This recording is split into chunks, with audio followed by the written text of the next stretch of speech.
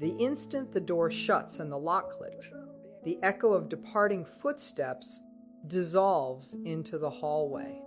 Or maybe it was you who walked out, slamming it behind you after another draining argument that solved absolutely nothing. What unfolds in the very next second? What takes place in that stretch of complete silence where there's no audience to impress, no one to manipulate, no source of validation to feed on? You might assume that when she's alone, the narcissist finally unwinds. Perhaps you picture her sinking into the couch, feeling a flicker of regret, thinking, maybe I went too far today. At worst, you imagine she's content, celebrating independence, living a vibrant life you're no longer part of. That's the persona she curates online, the self-sufficient, empowered woman who needs no one. But that is the greatest illusion you've been sold. The reality of what a narcissist does in solitude is far darker, far more pitiful, and far more psychologically unsettling than anything your compassionate mind would imagine. For someone with narcissistic personality disorder, being alone is not restful. It is an existential threat. It is the point at which distractions disappear and she must confront the emptiness lurking where a stable sense of self should exist. In this video, we're going to push open that sealed door. We'll observe, like a silent witness, the 5 raw and deeply disturbing behaviors a female narcissist engages in when no one is watching. And I promise you, once you understand this, that lingering feeling that she won and you lost will completely dissolve. My name is Lauren Mitchell. The mission of this channel is to remind you that the issue was never you, and more importantly, that you are not alone. If this message speaks to you, consider subscribing and leaving a like. Your support truly matters. Correct. The first reaction that happens almost immediately when the narcissist is alone is a compulsive tethering to the outside world through a screen. But don't mistake this for casual scrolling out of boredom like most people do. This is calculated, obsessive, and predatory behavior. When there is no physical supply, no one present to admire her or belittle, she must extract reactions and information from a distance. She shifts into full surveillance mode. If you've separated or relocated, she will comb through every fragment of your digital presence. She doesn't merely glance at your photos.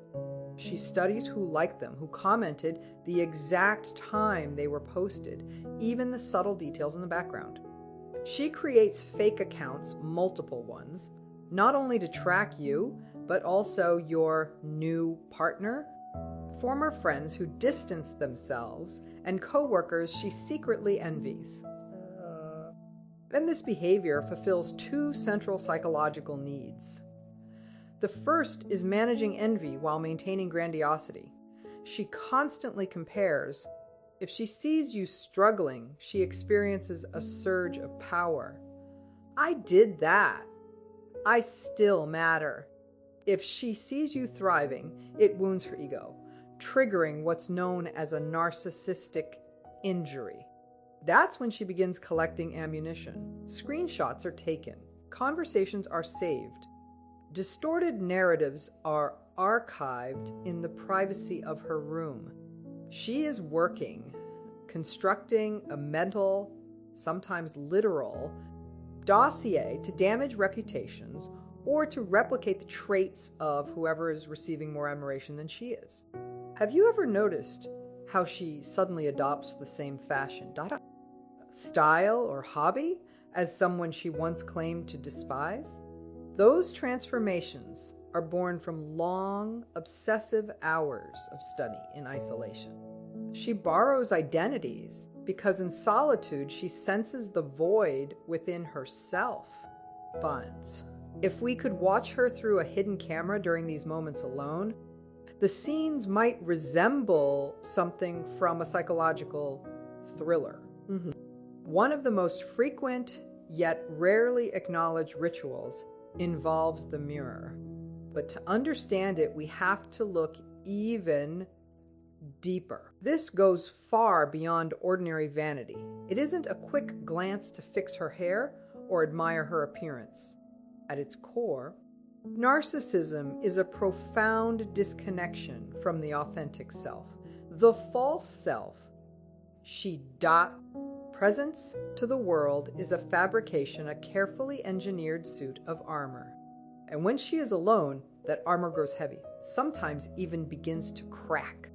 She turns to the mirror as if seeking confirmation of her own existence. She studies her reflection to reassure herself that she is real. It is a moment steeped in dissociation. Often she locks eyes with herself for long, unbroken stretches, her face blank, attempting to reconcile the polished exterior with the emptiness inside. Then the rehearsal starts. That emotional breakdown that once softened your heart, that fragile, wounded expression that persuaded you to forgive what should never have been forgiven, it was practiced in those solitary moments. She experiments with smiles, with subtle looks of disdain, with carefully measured innocence. She fine-tunes micro-expressions until they appear authentic. She speaks aloud to her reflection, gesturing, repeating phrases lifted from films or borrowed from others, adjusting tone and inflection to determine what sounds most convincing. It is theater performed for an audience of one. This ritual exposes how deliberate her interactions truly are. What you interpret as spontaneity is often the result of meticulous rehearsal carried out in private. During these isolated hours, she is calibrating the mask, ensuring it holds firm during the next encounter. For the narcissist, silence is unbearable because her mind never quiets. There is no stillness, no genuine presence, no peace. When external stimulation fades, she is flooded by waves of suspicion and revenge-driven fantasies.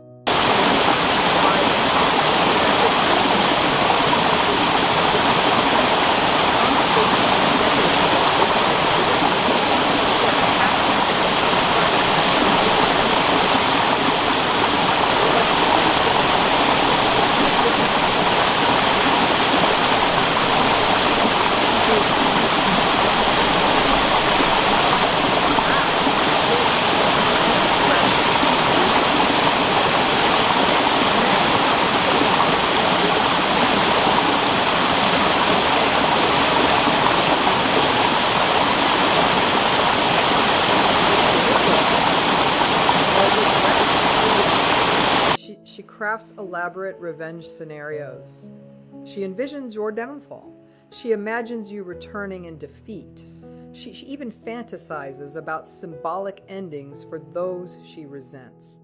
This mental rehearsal fuels her sense of victimhood. It is often in these isolated stretches that smear campaigns are conceived. She decides, with icy precision, tomorrow I'll tell her family she's drinking too much. It is not impulsive. It is the product of sleepless hours, saturated with bitterness and calculation. Men's solitude becomes her strategy room, a private war chamber where she plays general to an invisible army, battling a world she sincerely believes is against her. The emptiness we mentioned is not poetic exaggeration. It manifests as a visceral sensation, crushing boredom, mixed with an almost primal dread. For her, attention is oxygen. Without it, she experiences something akin to suffocation. To prevent that internal breakdown, she looks for instant external stabilizers. This is where compulsions and hidden addictions begin to surface. Many narcissists carefully curate an image of flawlessness, of discipline, wellness, even more. But in private, the craving for dopamine takes control. It may appear as compulsive online shopping, spending money meant for rent or bills just to experience the rush of pressing buy and anticipating a package at the door. It can show up as substance misuse, alcohol, sedatives, sleeping pills, anything that dulls the harsh inner critic or produces a fleeting high. Planned. There are often concealed eating disorders as well. Binging and purging, or extreme restriction not for health, but for the illusion of control over her body when the outside world feels uncontrollable. Online gambling, excessive pornography, or provocative virtual flirting with strangers, just to confirm she can still attract attention. Each behavior is an attempt to plug the hollow ache inside her chest.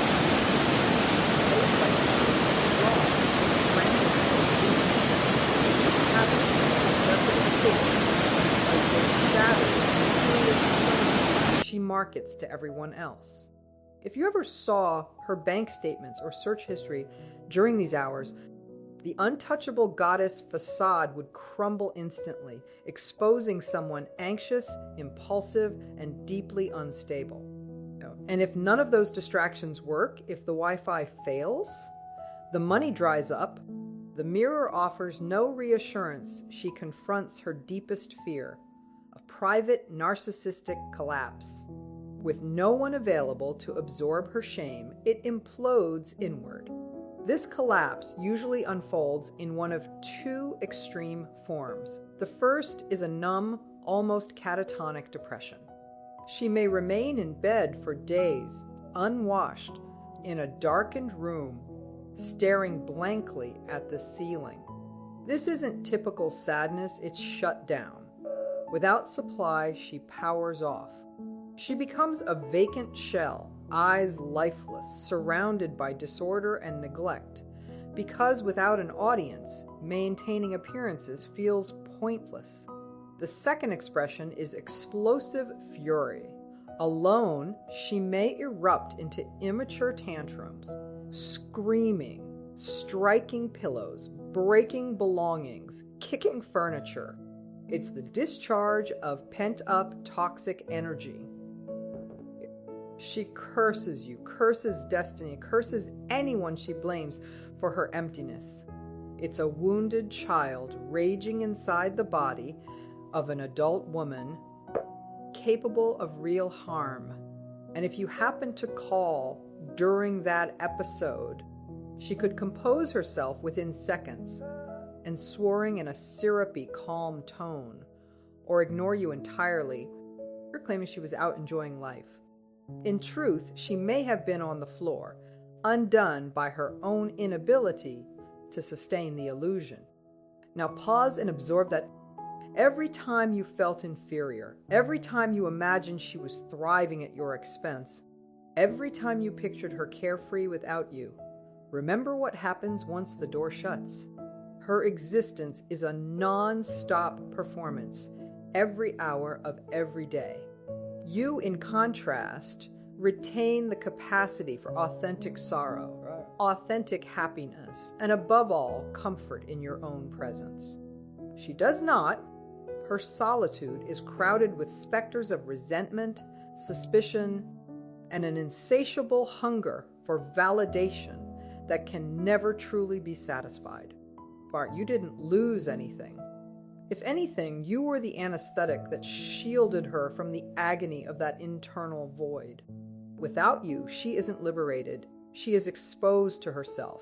Let that truth steady you. Trust your sanity.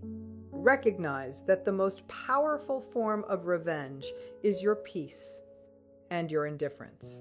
Leave her alone with the one adversary she cannot escape, her own mind. Blance. If you feel compelled, share your experience or suggest a topic for a future video in the comments. You can also explore the link in the description to learn about my ebook and the benefits of channel membership. Click the recommended video on your screen to continue this journey with me. And always remember, you are light. Never stop shining.